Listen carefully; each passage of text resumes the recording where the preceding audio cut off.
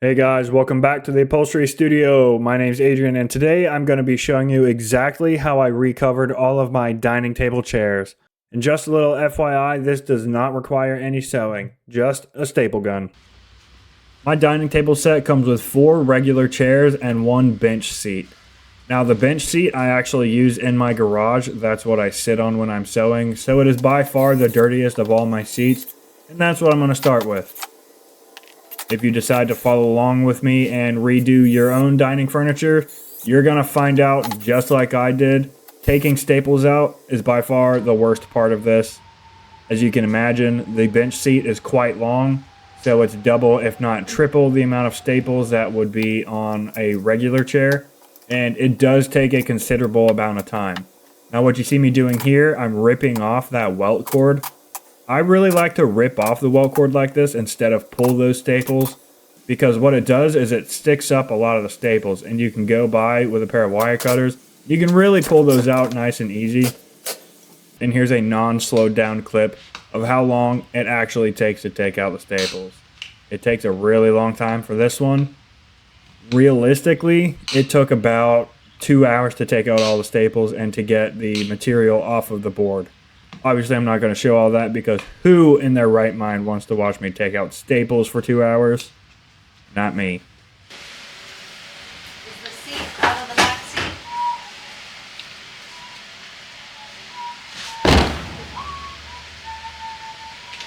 Huh. Okay. Babe. Come here. You want to see what it is supposed to look like compared to what it did? So here's what it did look like. Alright. You know, a little dirty. And this is what it is supposed to look like. Sounds about right. Dirty. I went ahead and finished taking out all the staples off camera. First of all, it's incredibly boring. Who wants to watch that? And second of all, it doesn't take a genius to understand how to take out the staples. Really, just do what works for you. What you see me doing here is cleaning off the table before I lay down all the leather. Yes, this is real leather. The last thing you want to happen is to scratch up whatever vinyl or material you're using. So every time you're doing anything with staples, pulling them out, putting them in, make sure there's nothing underneath your material because it will get scratched up, and it is probably one of the most infuriating things that happens. When you go to cut your material, make sure you cut it just a little bit bigger than what you think you need. You could really use those extra few inches to grab to pull the material nice and tight when you go to staple. If I'm being honest, I kind of cut this one a little small, so I'm struggling a little bit with getting a good grip. And you'll see me later in the video actually use some pliers to get a good grip. Just make sure you cut it big enough. Problem solved. I was going to explain to you guys my thoughts behind stapling up this corner, because the leather did make it quite difficult, but my wife actually had some input, and she thought maybe this would help you guys out a little bit. So here's what my wife has to say about this.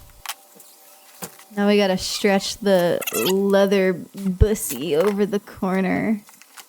And if you're not already subscribed, what the fuck? Look at that! Look at that bussy right there. All the leather folds. Stretch it with your little thing. I'm done. Truly, those are words to live by, and I really hope you keep that in mind and really hold it close to your heart. It really does help you out. Remember back to what Samantha said, and you can tackle any upholstery project. On a serious note, when you go to staple corners like this, all there really is to it is to just pull it as hard as you can and evenly pleat all those wrinkles and really try and keep them from protruding on the top and the sides of the cushion. It's not the end of the world if it does happen though. Regardless, it will still look super good.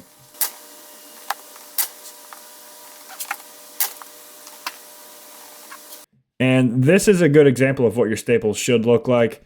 Now, to be honest, they could probably look a little bit better than this. They don't always have to be absolutely perfect because nobody literally ever sees this part of the cushion. All that matters is the top part you see here.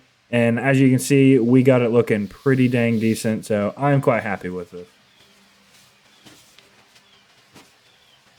Now, to cover up all this junk you see on the bottom, covering up all the staples and the wood, I'm going to use this cheap black canvas I actually got from Hobby Lobby forever ago. I just went down to the store, got a few yards of it.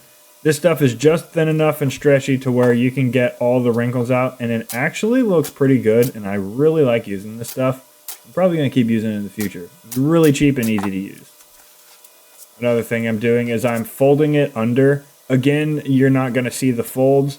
So I'm folding it nice and straight and then stapling at the very, very edge of that to give it a good non-frayed look, nice clean finish.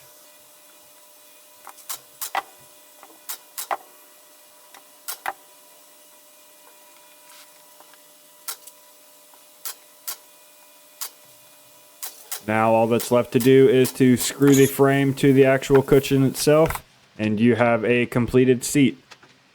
Now all of these are basically the exact same. You will have some seats that are slightly different shapes. The only difference from what you saw with the bench, with those, is you'll have to play around with the corners.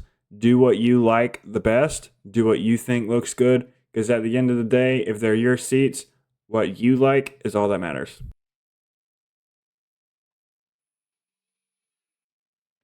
So here we have the finished bench. Everything is completely done. And honestly, I'm quite happy with it.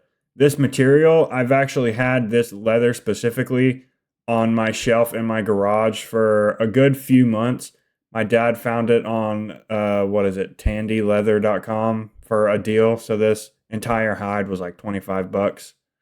And I'm honestly quite pleased with the color. I wasn't sure how I would like it. And you can see right here some of the tension wrinkles in the corner, which I honestly don't hate. I think it gives it quite a nice look. Just like I did with my dining bench, I'm going to do the exact same process with all 4 of my dining chairs. Now, I'm not going to show you the whole process because I literally just showed you, but we're going to take off this little scrim on the bottom, rip off the welt cord, take off all the staples the best we can. Make sure you clean off your table because you do not want a stray staple cutting anything. What I didn't show before was hammering the board. I'm just hammering down any spiky bits and bobs on the bottom of the seat that I might cut myself on. We're going to cut out our material. Make sure you cut it a few inches bigger than what you think you need. And then we're just going to do our best to staple it down. Your dining seats might be slightly differently shaped than me, so your corners may need a different technique to get them done. At the end of the day, you just kind of have to play around with it and figure it out. It's okay if you have a few staples in the wrong place, you can always take them out because keep in mind, nobody ever sees the bottom. We're going to go ahead and get the rest of this black material on just like we did with the bench seat, folding everything underneath. And we're going to screw the frame to the actual cushion and you have a completed seat. It is that easy. It's just a little time consuming with the staples. Again, it's super easy to do. You can still see a little bit of tension wrinkles in the corners, but I don't hate them. I think it helps give it the leather look and it doesn't look so flat and perfect and sterile almost. I'm really pleased with how these came out. If you made it this far in the video, thank you very much for watching and I greatly appreciate your support. I hope I gave you just a little bit of value and I hope you have a little bit more insight and maybe even tackle your own dining chair upholstery. I would absolutely love to see it and I will see y'all in the next one.